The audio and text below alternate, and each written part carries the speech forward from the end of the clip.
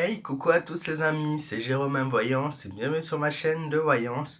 Aujourd'hui, on se retrouve pour un nouveau tirage. En fait, ça va pas être un tirage, ça va être des petits tirages avec une comparaison et une prédiction sur la finale de The Voice Kids. En effet, il y a 8 candidats. Faire pour 8 tirages à la suite pour une vidéo, c'est pas possible en fait. Ça serait beaucoup trop long, ça prendrait beaucoup trop de temps et beaucoup d'énergie d'un seul coup. Donc bien évidemment, j'ai fait des analyses. Je vais donner, donc ça va être plus une prédiction qu'une voyance aujourd'hui, où je vais essayer de vous prédire justement qui a le plus de chances de gagner. Voilà. Donc ça va être assez compliqué cette saison. Moi, c'est ce que je peux vous dire. Déjà, premièrement, ça va être très très compliqué de déterminer, puisque déjà, contrairement au final de The Voice, donc normal, adulte, où il y en a 4 finalistes, on en a 8, j'ai compris qu'il était possible de qualifier les deux candidats du même coach. Alors ça, je sais pas trop pourquoi. J'ai pas regardé The Voice ces 3 dernières émissions. J'ai regardé en vidéo, en replay vite les prestations de la demi-finale pour justement avoir un petit pressentiment sur le gagnant. Ça reste très émouvant, ça reste de très belles prestations. Il y en a dans l'eau qui se détachent et il y en a d'autres par contre que je peux vous dire déjà qu'ils ne gagneront pas malheureusement malgré leur talent. Et voilà, ils sont tous talentueux de toute façon, donc il n'y a pas de vraie critique. Il y a juste voilà, des préférences qui se font par rapport aux gens. On va commencer avec le petit Enzo. Donc le rappeur, il a 10 ans.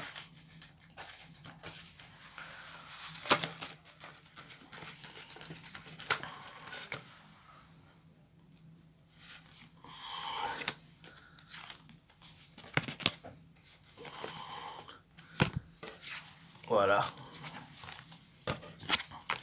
Une domination au niveau de la compétition, un savoir-faire, un grand talent qui ressort.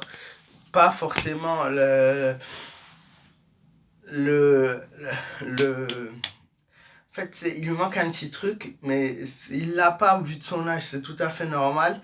Mais il y a l'empereur qui est ressorti, ce qui peut me confirmer déjà qu'il sera dans le top 3. Donc par rapport au 8, je le classe dans le top 3. Il est déjà à une bonne position et notamment, je ne l'écarte pas de la piste de la victoire, mais il a une très très bonne position. Déjà, c'est déjà pas mal. Ensuite, nous avons Sarah. Je sais qu'il y a deux sœurs aussi, mais je sais plus si c'est... Enfin, je sais plus trop qui sont, si c'est pas Sarah par hasard et Rania, je sais plus en fait, je me rappelle plus, c'est trop.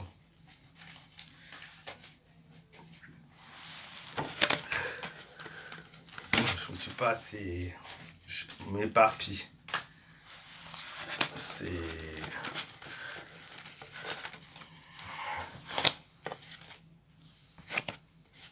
Sarah qui a de belles cartes, qui a de l'étoile, le chariot et la lune, qui a brillé durant cette compétition, qui a fait de très très belles prestations.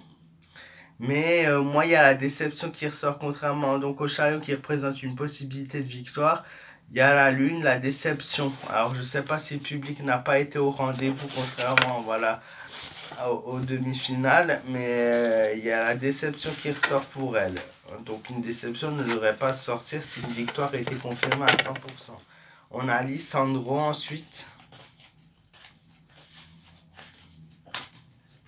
Lissandro qui a été apparemment très apprécié lors de son casting, un peu moins lors de sa prestation de demi-finale, mais qui a quand même du soutien derrière lui.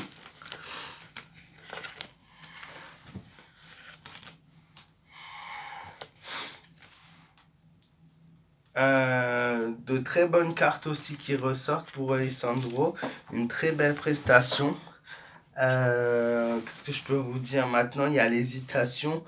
Les gens sont dans le choix de l'hésitation, c'est-à-dire qu'il est possible qu'il y a des gens qui auraient voulu le soutenir, mais qui ont eu un coup de cœur ailleurs.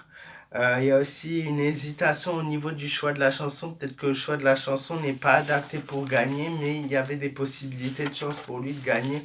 Mais je pense que le choix de la chanson fait que, voilà, peut-être qu'il n'obtiendra pas forcément cette victoire, mais une très très belle prestation tout de même. Ensuite, on a Rebecca, la petite Rebecca, la plus jeune de la compétition.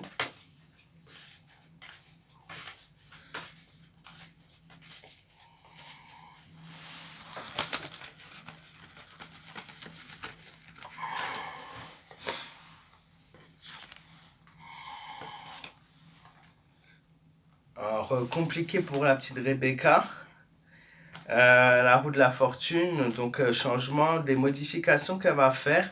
Un choix étonnant de chansons. Maintenant, on a la domination au niveau de la compétition qui ressort quand même. Donc une domination large. Donc il ne faut pas non plus sous-estimer cette petite parce que voilà, elle sera bien placée au niveau de la compétition, mais un choix de musique plutôt étonnant et peut-être pas aussi émouvant que la dernière fois. Voilà. Là, je vous fais le tirage. Hein. Maintenant, après, je vous donne mon ressenti. Hein. On a ensuite Emma.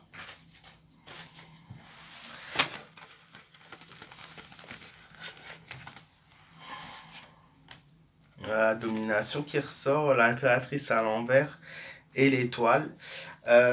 Vous voyez, les cartes se ressemblent pour tous les candidats. Donc, ça va être. Moi, ce que je peux vous dire, c'est que pour beaucoup d'entre eux, ça va être serré. Ça va être serré. Après, moi, ce que je peux vous dire, c'est que dans ce genre de compétition, en fait, il y a des coachs à côté et que ces coachs, en fait, jouent beaucoup dans le choix du public puisque souvent les gens votent pour le coach et non pour le candidat. Ce qui peut entraîner du coup voilà, forcément des favoris selon le coach. C'est sûr qu'un coach comme Patrick aura moins de votes que quelqu'un comme Kenji ou Soprano. On a Rania maintenant aussi, une très bonne candidate.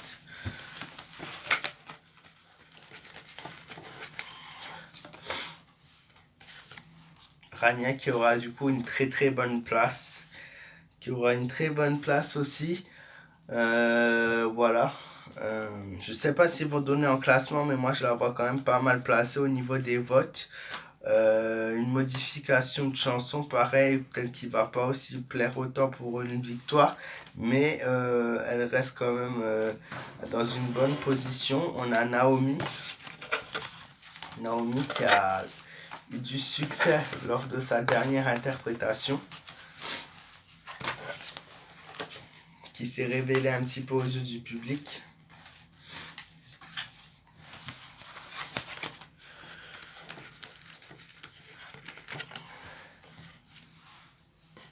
Pareil, l'empereur, le pendu, une coupure qui se fait, le monde, la joie, l'honneur. Donc je pense que cette émission va lui être plus favorable dans le sens où ça va lui permettre de continuer à faire ce qu'elle aime par la suite. Donc si elle n'abandonne pas, et j'espère qu'elle n'abandonnera pas, c'est un tremplin pour elle au niveau du chant de Voice Kids surtout.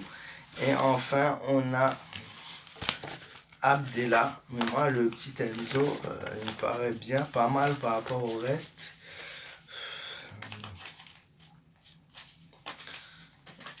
Abdella qui a eu une belle prestation la semaine dernière également, mais qui de base n'a pas autant de succès que la fois où voilà, il a que la demi-finale, on va dire ça comme ça.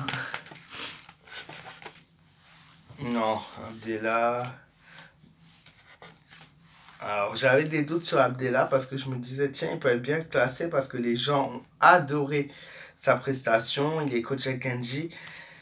Maintenant on a une confiance, une force, une belle prestation mais on a la folie, un mauvais choix de chanson et un écroulement donc qui se fait. Donc c'est le plus mauvais tirage sur les 8 candidats étonnamment. Voilà. Donc, qu'est-ce que je peux vous dire pour ceux qui m'ont écouté jusqu'au bout parce que je sais que la vidéo elle dure plus. Voilà, on est sur un long timing forcément pour 8 personnes. Écoutez, vous allez me donner le bénéfice du doute. Je vais vous donner un top 3 des possibles gagnants. Pour moi, Rebecca. Rebecca, pourquoi? Parce qu'elle est adorée par le public. C'est la plus jeune candidate.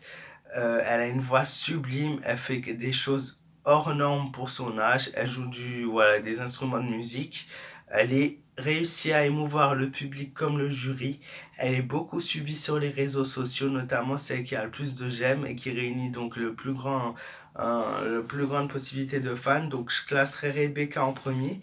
Le deuxième que je classerai par rapport à son âge et son talent qui est ouf aussi, c'est Enzo. Donc soit Rebecca, soit Enzo. Enzo qui aura un très bon positionnement, comme j'ai dit, dans le top 3 du rap. Il défend le rap et le rap aujourd'hui a un énorme succès au niveau de la musique et de la chanson.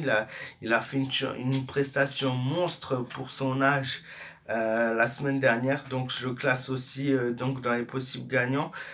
Et ensuite, moi, j'hésite pour la troisième, pour une possibilité de victoire. J'ai dit que je donnerais trois prénoms. Sarah ne gagnera pas, à mon avis, Lissandro non plus, Abdella non plus et Emma non plus. Maintenant, je pense qu'entre Rania et Naomi, elles ont vraiment un talent. Rania est beaucoup suivie sur les réseaux sociaux, mais Naomi a fait une excellente prestation qui pourrait lui permettre de gagner. Mais malheureusement, la chanson, elle l'a fait déjà. Sa très belle prestation, elle a attiré beaucoup de monde sur elle.